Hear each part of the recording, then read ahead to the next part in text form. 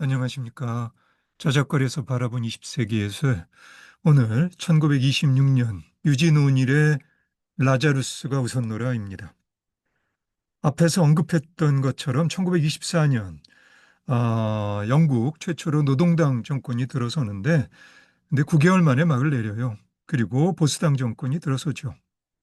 1926년 영국 역사상 최초이자 최후의 9일간에 걸친 총파업이 시작되는데 실패합니다. 예. 1926년에 텔레비전이 발명되고요. 그리고 독일이 국제연맹에 가입합니다.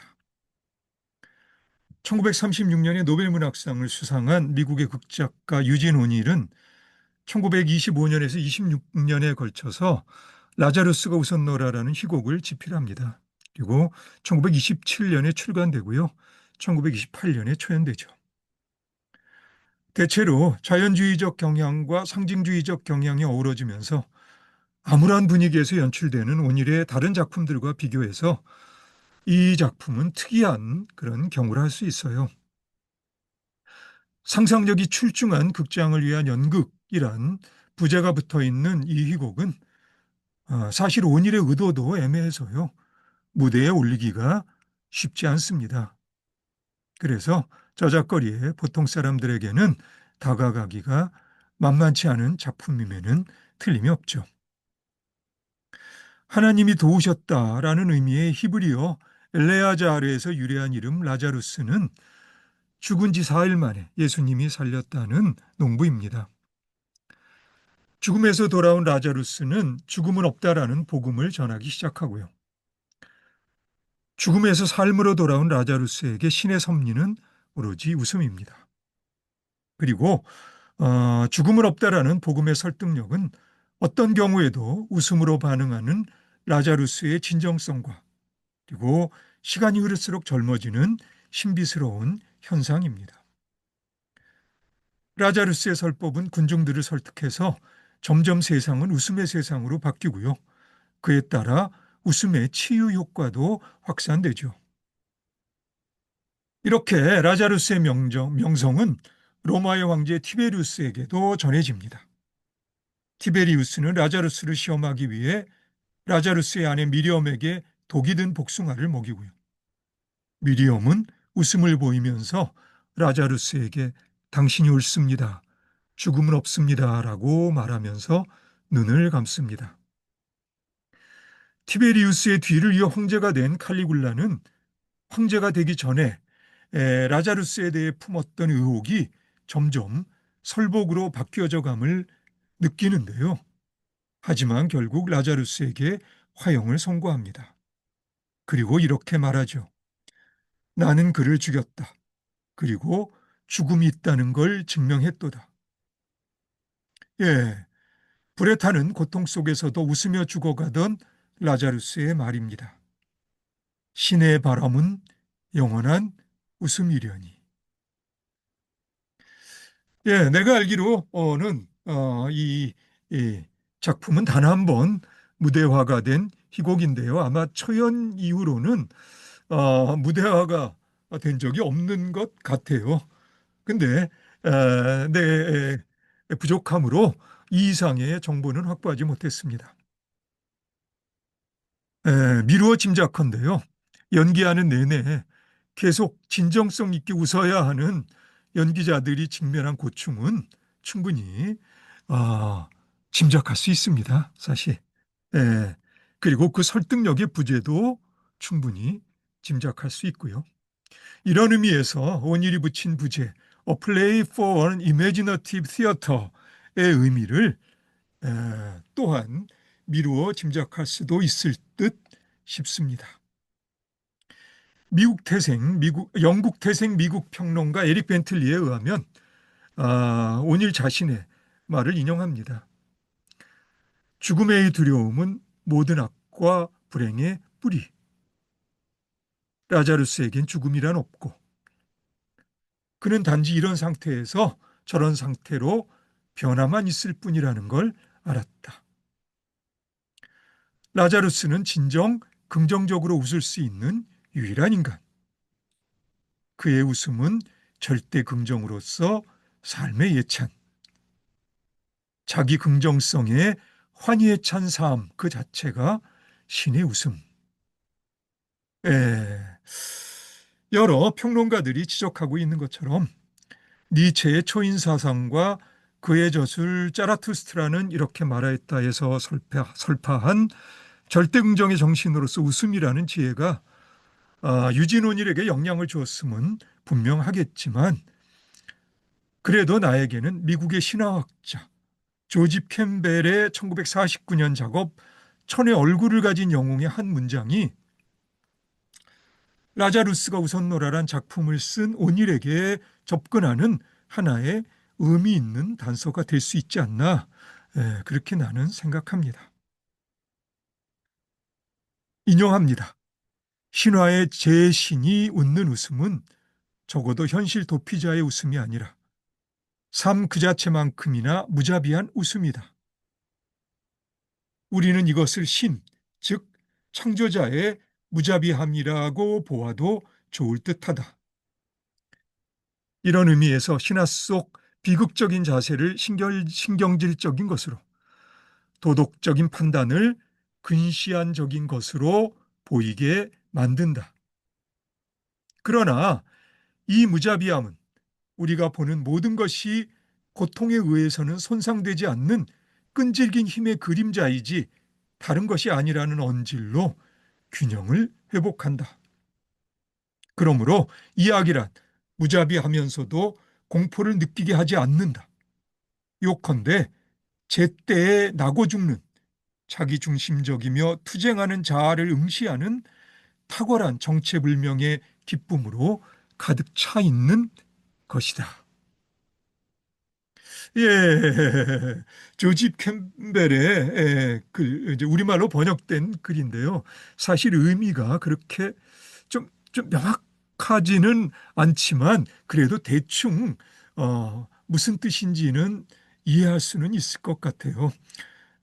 저작거리 보통 사람이 나로서 아무래도 확실치는 않지만 어쩌면 이 신화 속의 제신의 웃음이 어쩌면 작가로서 온일의 웃음일 듯도 싶다. 뭐 이런 정도의 나의 한계입니다. 예. 1926년 헝가리의 작곡가 코다이 졸타는 오페라 하리 야노스 작품 번호 15를 발표합니다. 코다이는 한 살 터울의 동료 버르톡과 함께 헝가리 마자르족의 민속음악을 채집하죠. 그리고 19세기 중후반 국민악파의 전통을 잇는 작곡가로 평가됩니다. 하리 야노스란 인물은 헝가리 사람들이 사랑하는 위대한 허풍장이인데요. 바그너 정도에서 저작거리에 보통 사람들도 접근할 수 있는 그 정도로 현대성이 적절하게 중화된 음악적 구성으로 대중성이 확보된 20세기 오페라 중 하나라고 말할 수 있는 작품입니다. 1914년에서 1922년에 걸쳐 작곡된 알반 베르크의 첫 번째 오페라 보체크 또한 1925년에 초연되었는데요. 셴베르크의 제자였던 알반 베르크가 음악의 적당한 만큼 조성적 구성을 가져와서 강렬하게 표현적인 극적 연출과 함께 어느 정도 서정적 효과도 확보함으로써 대중성을 확보합니다. 보체크의 대본은 독일의 극작가 게오르크 뷰히너의 미완성 희곡 보이체크의 바탕을 둔 것입니다. 1800년대 초의 작업이에요. 보이체크는 독일 문학 사상 최초로 등장하는 노동계층의 주인공이라 말할 수 있겠고요. 앞에서도 언급한 바 있는 파울 힌데메트의 실용음악은 극작가 브레이트의 영향을 받은 음악적 쓸모에 대한 접근인데요. 브레이트의 동료였던 쿠르트 바일과 마찬가지로 반음계와 불협화음도 기꺼이 음악적 구성에 구사합니다만 전체적으로는 비교적 무난하게 고전적인 음악 형식을 유지하면서 저작거리의 보통 사람들에게도 다가가죠. 힌데미트가 1922년에 작곡한 목간 오중주를 위한 작은 실내 악곡 작품 번호 24-2를 그런 예로 들을 수 있을 거예요. 유튜브에 들어가시면 들어보실 수 있습니다. 힌데미트는 대략 1926년경부터 아이들에게 다가가려는 음악 작품을 구상하기 시작했는데 그 결과 1930년 우리는 도시를 세운다라는 공연에 15분에서 20분 정도 걸리는 8살 정도의 연령대 아이들을 위한 오페라를 작곡합니다. 이 오페라도 유튜브에 들어가시면 감상하실 수 있어요. 1926년 미국의 여성화가 조지 오키프는 블랙 아이리스란 작품을 발표합니다. 20세기 현대미술사를 통틀어 전위적이라 언급되는 여성 미술가가 많지는 않은데 러시아화가 미하일 아리오노프의 부인이었던 나탈리아 곤차로바나 프랑시인 아폴리네르의 연인이자 양성애자였던 마리 로랑생 정도일 거예요. 오키프의 블랙 아이리스는 여성의 성과 관련되어 커다란 주목과 논란을 야기한 작품입니다. 사진작가 스티글리츠의 부인으로서 남편의 사진에 성적으로 대담한 포즈의 모델이 되어주기도 하는, 그래서 여성의 성을 능동적으로 부각시키는 여성주의자로서 자리매김되기도 하는 오키프는 정작 블랙 아이리스에 대한 그러한 해석을 적극적으로 부인합니다. 1925년 오키프가 친구 메이블 다치 루안에게 보낸 편지예요. 나는 당신이 남자들이 쓸 수 없는 나에 대해, 실제로 내가 원하는 것에 대해 쓸 수 있을 거라 생각했어요. 사실 난 잘 모르겠어요. 어떻게 써야 할지 확실한 아이디어가 없어요. 하지만 많은 것을 경험했고 선과 색을 삶의 표현으로 보는 여성은 남성이 말하지 못하는 무언가를 말할 수도 있지 않나요? 저는 여성만이 탐구할 수 있는 미지의 무언가가 있다고 생각합니다. 남성들은 이미 할 수 있는 모든 것을 했죠. 내가 지금 말하고자 하는 것이 당신에게 전달되고 있나요? 아니면 아닌가요? 자신의 그림에 대한 논란이 잦아들지 않자 1939년 자신의 전시회 도록에 남긴 오키프의 말을 다시 인용합니다. 꽃은 비교적 작아요. 사람들은 꽃에 대한 여러 연상들을 가지고 있죠. 꽃이라는 개념 말이죠. 당신은 꽃을 만지려고 몸을 앞으로 숙이기도 하고 향기를 맡으려고도 하고 어쩌면 거의 무의식적으로 입술로 만지거나 누군가를 기쁘게 하려고 건네기도 하고요. 그래도 어떤 면에서는 아무도 꽃을 보지 못해요. 꽃은 정말 너무 작으니까. 우리에겐 시간이 없으니까. 보는 데는 시간이 걸리잖아요. 친구를 갖는 것도 시간이 걸리고요. 그래서 나는 스스로에게 말했어요. 내가 보는 것, 꽃이 나에게 어떤 의미인지를 그리자. 크게 그리면 그들이 놀라서 시간을 내어 볼 거야. 바쁜 뉴욕 사람들조차도 내가 보는 꽃을 볼 시간을 내게 만들 거야.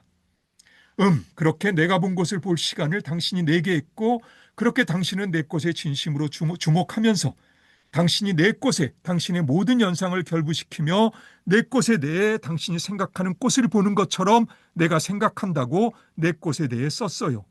하지만 나는 그렇지 않아요.